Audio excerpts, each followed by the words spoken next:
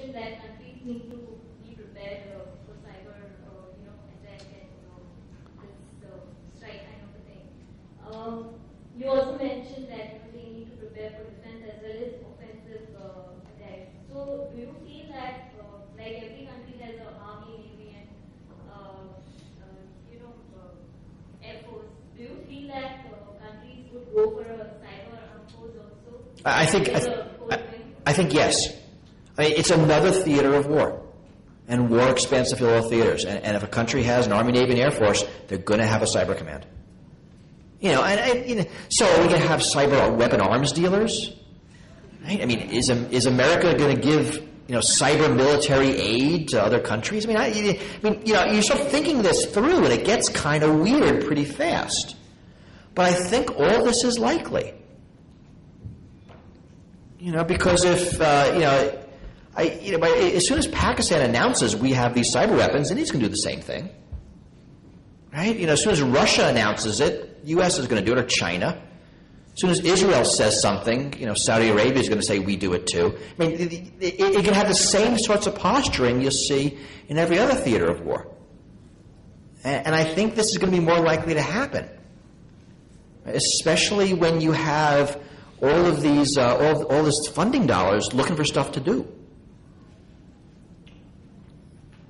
Is her hand back down there first? Yeah. Oh, wait. Oh, you.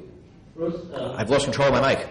I fully believe that the conventional attack along with cyber attack could increase the intensity of war. Do you think because I see a lot of infrastructure here, and is there any group in the world which is planning for a counter cyber attack to reduce the intensity of war?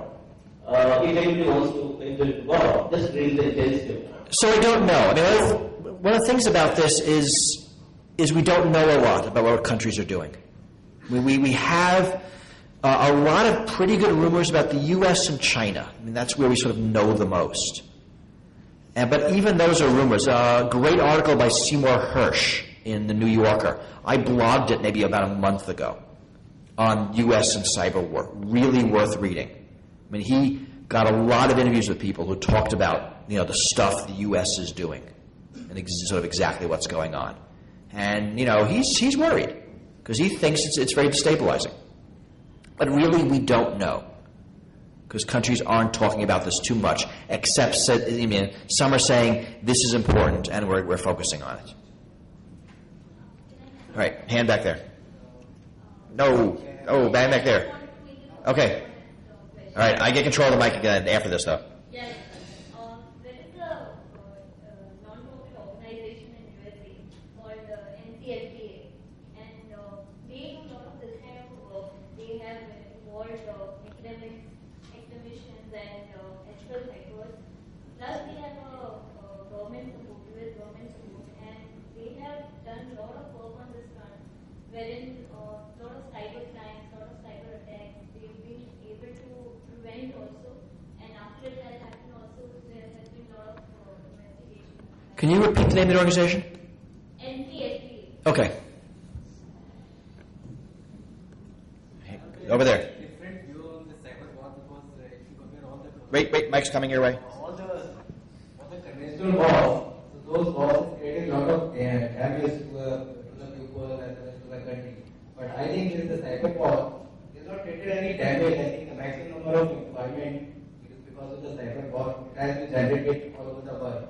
I don't mind. Like even if for the Stokenet, what kind of damage is created? I find that all over the world there will be so many companies selling their products, telling the customer, keep your testing, everything updated, you require more number of updates. Now you should not depend on the antivirus, you should have some behavior-based kind of thing analysis, you should have IPS ideas. I don't find any problem in this cyber. I think the cyber should continue to more. So this is actually an interesting point, right? Because cyber war has a different casualty profile than a land invasion. Right? A land invasion, tanks roll into your country and, people die.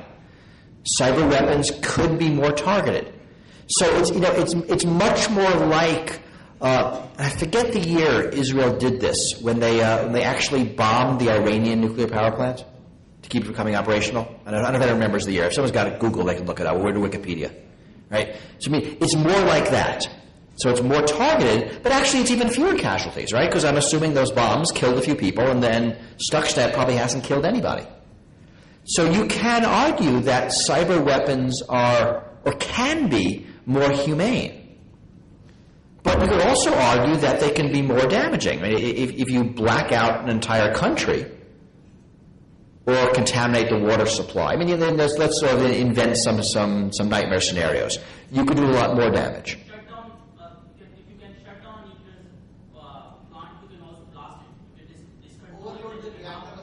Right. I mean, so it could be less damaging, and it could be more damaging. So the question is, which way are we going? Right. But it's an interesting point that cyber weapons are more passive. Right. Let's say, I'm going to make this up. Someone attacks the U.S. and disrupts their naval control systems, so the ship's motors don't turn anymore. Probably not possible, right? We can write a good movie about this, right? So that's a weapon that shut down the U.S. Navy without actually hurting anybody. Kind of interesting. So yeah, I mean that's worth thinking about too. What does warfare look like in cyberspace, and could it be less deadly? What are the attacks on Estonia if they were government attacks? Right? They just annoyed everybody instead of killing anybody. Is that better? Maybe. But yeah, definitely worth thinking about. I have a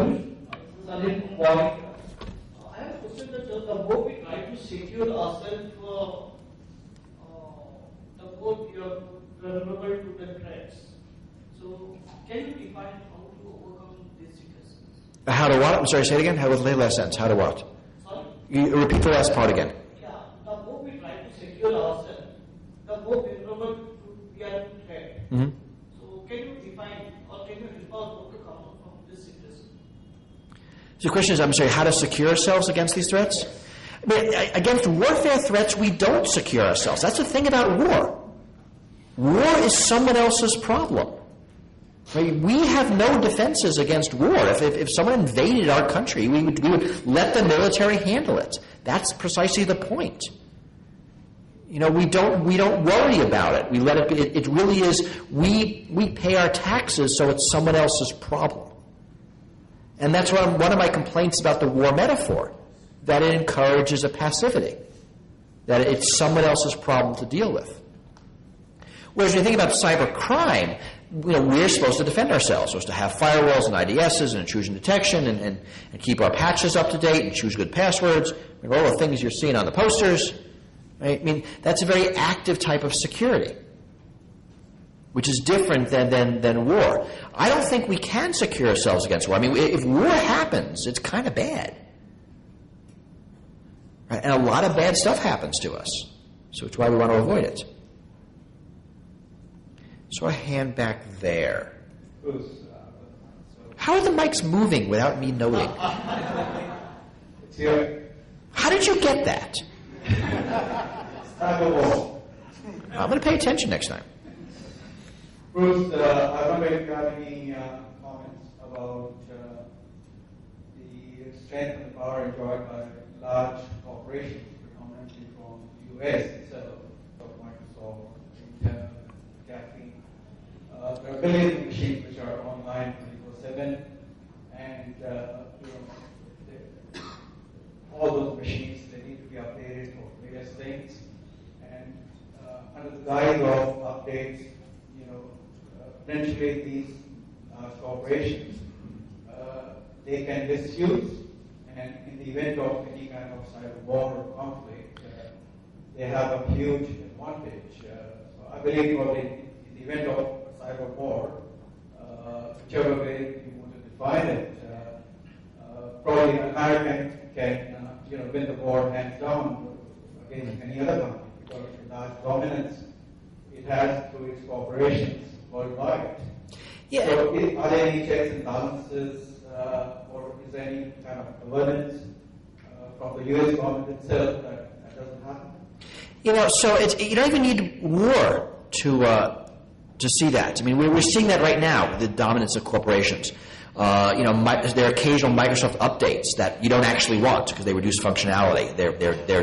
They're trying to control their monopoly power against Linux.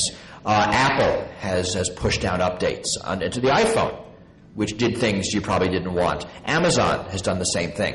That there is quite a lot of control now by corporations, much more than a few years ago, over the things you own.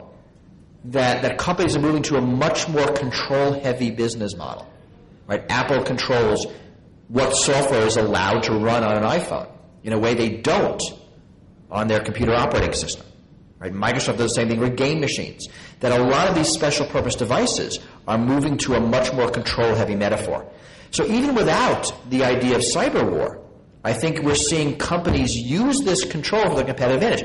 Facebook, right, regularly pushes new privacy rules on its, 200 million users without their consent, and it's things they don't want at the request of their advertisers.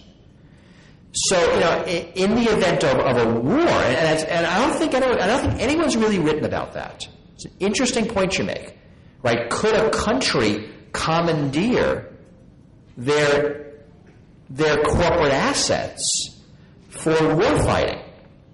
I guess the answer is yes.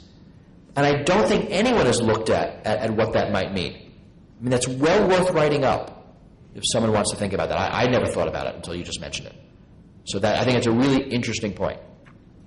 But we are seeing those same sorts of tactics used in the corporate sphere. So we know it's done, we know it's possible, we know what happens. What happens if it's done at the request of the military? I don't know. Right? Let's make it up. Any version of Windows using the Chinese character set self-destructs. Right? How hard is that? Put it in, stick it in Windows Update. We're done. I think this is why countries want to make their own OS. China has talked for years about having its own operating system. India recently said something about it. It felt like a more political posturing than reality, but those are the sorts of reasons why you might want to do that. All right, who has the mic now? I'm not calling people anymore, so who has the mic? There are mysterious forces moving the microphone around. I see it. Do you think that this cyber warfare hype is partly a propaganda by the corporations to sell products and services to the government? It's like traditional warfare, war means more business. Yes, I do. I think very much. I think that a lot of the hype is done by companies who are trying to sell their products, so it's the military-industrial complex. So yes, certainly Mitch McConnell, who's at Booz Allen Hamilton, and one of the biggies in cyber war contracts in the United States, is one of the major people pushing cyber war. So yes, I think it is definitely hype helped by corporations who are making money off of cyber weapons. Yes. I saw it come to you. To support the point, the Northern Group report on China, and then Northern Group goes ahead and gets a good contract from the US. So that's kind of supporting the point what you made. Secondly, what I need to say was that cyber is a software option discussed earlier. And when we're defining the cyber war, I would say that the magnitude kind of defines it. So cyber crime is against a smaller company, an individual. You go ahead and touch the national critical ID infrastructure, but that goes beyond. It's us touching too many people, and that becomes cyber war. I go attack the railway networks, the power grids, and that's the point that you are making. I'm not responsible to handle the power grid. Right, but the question is, who does it? Let's say you go home tonight and you attack the U.S. power grid, and we say that's an act of war. Who does the U.S. declare war on? Yes. You, your family, no. So that's your block, right? So who's the actor? I agree. So what we need to understand is that if the magnitude is so large, probably it's not an individual doing it. like Stuxnet. We're not saying an individual did. But Stuxnet, the magnitude